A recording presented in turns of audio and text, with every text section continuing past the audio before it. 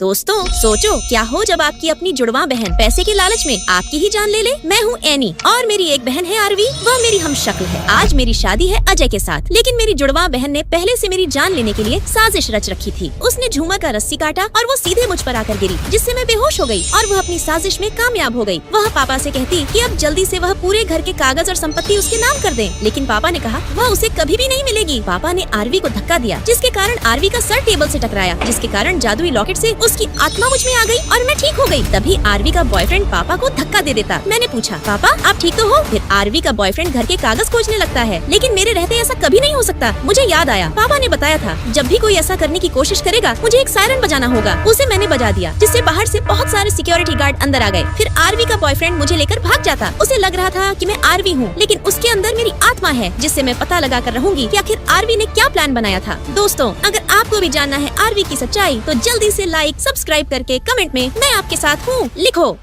आज सुबह मैं जैसे ही कमरे में गई, ओ तेरी ये कौन भैंस जैसा बच्चा मेरे घर में आ गया है। फिर मैंने दादी से पूछा, दादी ये कौन भैंस का बच्चा है और ये यहाँ क्या कर रहा है? दादी ने बताया, ये दूर के रिश्तेदार का लड़का है। उस मोटे ने कहा, आज से ये सारी बुक्स मेरी और ये कमरा भी मेरा हुआ। फिर वह मेरे बुक्स फाड़ने लगा। मैंने कहा, अरे यार ये तेरे काम की चीज नहीं है। फिर वह मुझे चिढ़ाकर भाग जाता। मैंने कहा, अबे रुक अभी तुझे बताती हूँ। दादी ने रोक लिया। दादी ने बताया, वह अभी बच्चा है। मैंने कहा, क्या हाथी जैसा हो गया है? अभी आपको बच्चा दिख रहा है? जब रात को हम खाना खाने बैठे तभी वह आकर दादी को धक्का देकर खुद बैठ जाता। मैंने सोचा कितना बदतमीज बच्चा है, दादी आप इसको कैसे बर्दाश्त करती हैं? फिर वह दादी को बोलता, आप में से अजीब सी स्मेल आ रही है। मैंने कहा, अभी का खाकर हाथी हो गया है, तमीज नहीं है, बड़ों से कैसे बात करना है? उसने कहा, वो वैसे ही बात करेगा। मैंने कहा, अबे तेरी तो। फिर दादी ने रोक दिया और उस मोटे को कुछ पैसे दिए। उसने कहा, ये बहुत कम है। मैंने कहा, तो ला इधर। कम है तो? उसने नहीं दिया। दोपहर के बाद दादी घर पर नहीं थी। मैंने सोचा, बेटा आज तू हाथ आया है और दादी भी नहीं है तुझे बचाने के लिए। मैंने कहा, बोल आगे से ऐसा करेगा? बता, तूने मेरे बुक्स खराब किए, मेरी दादी के साथ बदतमीजी की तूने, बोल आगे से ऐसा करेगा? मैंने कहा, आगे से मैं जैसा कहूंगी तुझे वैसा ही करना होगा। फिर मैंने इसको अच्छे से सुधार दिया और ये मेरी बात मानने लगा और दादी की सेवा करने लगा। अगर आपको भी किसी को सुधरवाना है तो कमेंट में बताओ।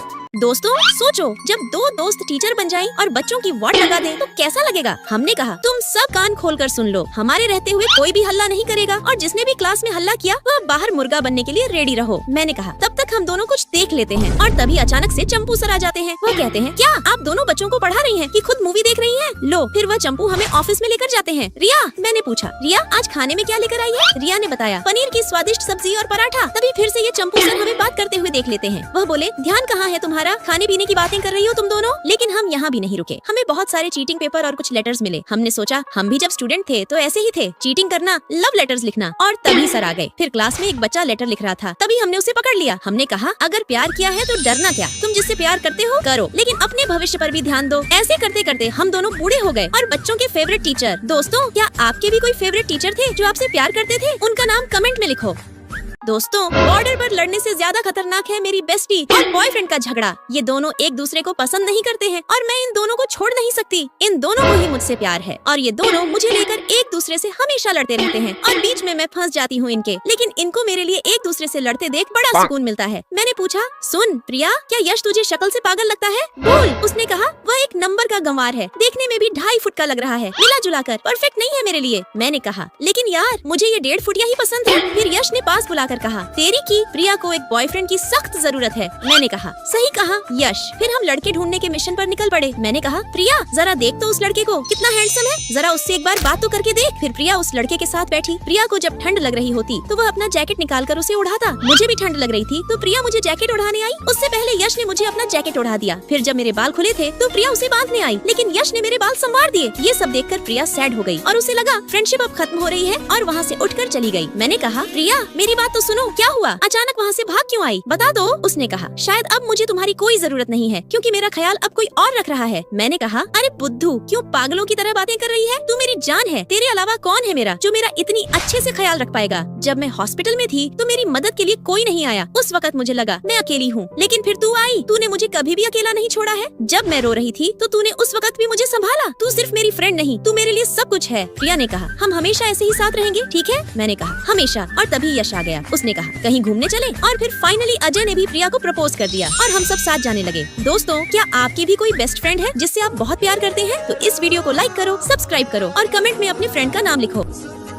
दोस्तों, पिछली वीडियो में आपने देखा था कि मैं रोबोट की एक्टिंग करने के लिए मान गई और प्रिंस ने मुझे एक बॉक्स खोलने को दिया, तो मैं हैमर लेकर उसे तोड़ने के लिए चली गई। अब आगे मैं प्रिंस के घर पहुंची। मैंने सोचा पैसों के लिए क्या क्या करना पड़ रहा है मुझे बाथरूम जाना था, लेकिन प्रिंस को ये पता नहीं चलना चाहिए कि मैं असली रोबोट नहीं हूँ। जैसे ही बाथरूम का दरवाजा खोला, भैंस की आंख, प्रिंस तो अंदर ही नहा रहा था। मैं चिल्लाई, सॉरी सॉरी सर, मैंने आपको नहीं देखा। वो बोला, तुमने सब देख लिया ना? मैं बोली, ना नहीं सर, मेरी सुपर पावर है, मैं इंसानों को देख ही नहीं सकती, और फटाफट भाग गई। बाहर आकर मैंने सोचा, हे भगवान, ये तो हैंडसम भी है और बॉडी बिल्डर भी। फिर उसने पूछा, तुम क्या क्या कर सकती हो, कौन सी सुपर क्षमताएं हैं तुम्हारी? मैंने कहा, सर मेरी खूबियों को समझने में टाइम लगेगा, मैं थोड़ी देर में बताती हूँ, अभी मुझे चार्ज होना है। मैंने सोचा, भैंस की आंख, ये किस मुसीबत में फंसा दिया उस मोटे ने मुझे। मैंने उस मोटे को फोन किया, सुन मोटे, मैं अब और नहीं करने वाली है रोबोट वाली एक्टिंग। वो बोला, कुछ दिन और कर लो, उसका असली रोबोट तैयार होने वाला है और मैं तुम्हें ज्यादा पैसे दे दूंगा। मैंने कहा, ओए मोटे, तू मुझे पैसों का लालच मत दे, तुझे पता है वो मुझसे क्या क्या करवाता है, मुझे नहीं चाहिए तेरे पैसे, समझा?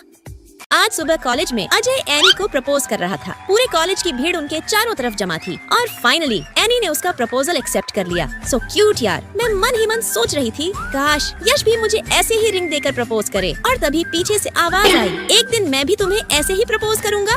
यश पीछे खड़ा था। मैंने कहा, अच्छा मैं भी देखती हूँ बेटा, कैसे करोगे? उसके बाद एनी ने सबको बुलाते हुए कहा, मैं आप सबको अपनी शादी के लिए अभी से इनवाइट कर रही हूँ, जरूर आना। वाह, पहले प्रपोज और अब सीधा शादी, इसे ही तो कहते हैं सच्चा प्यार। तुम मुझसे शादी करोगे? बोलो ना। फिर उसे चिढ़ाते हुए बोली, तुम तो एक नंबर के नालायक हो। यश बोला, चलो अभी भागकर शादी कर लेते हैं। मैंने उसे धक्का देते हुए कहा, हटो, बड़े आए भागकर शादी करने वाले, पहले मॉम डैड को कन्विंस करो, फिर वेडिंग की बात करना। घर पर मैं सो रही थी कि अचानक लाइट चली गई और मुझे अंधेरे से बहुत डर लगता है। तभी यश आया, उसके हाथ में लाइट ठीक करने का सामान था। वह बोला, डरो मत, मैं तुम्हारी लाइट ठीक करने आया हूँ। यार यश, तुम कितने स्लो हो, कितना टाइम लगेगा? मुझे सुबह ऑफिस भी जाना है। वह बोला, बस 5 मिनट। लेकिन उसके 5 मिनट में पूरे 4 घंटे लग गए और सुबह हो गई। तुम्हारी लाइट के चक्कर में मैं रात भर सो नहीं पाई, गधे कहीं के। सुबह मेरी मुलाकात एनी से हुई। उसने यश के बारे में बताया कि वह बहुत अच्छा लड़का है। एक बार कुछ लफंगों ने उसे परेशान किया था और यश ने उसे उन सबसे बचाया था। एनी बोली, सही समय आने पर यश खुद तुम्हें प्रपोज करेगा। क्या सच में यश मुझसे प्यार करता है? क्या वो मुझे प्रपोज करेगा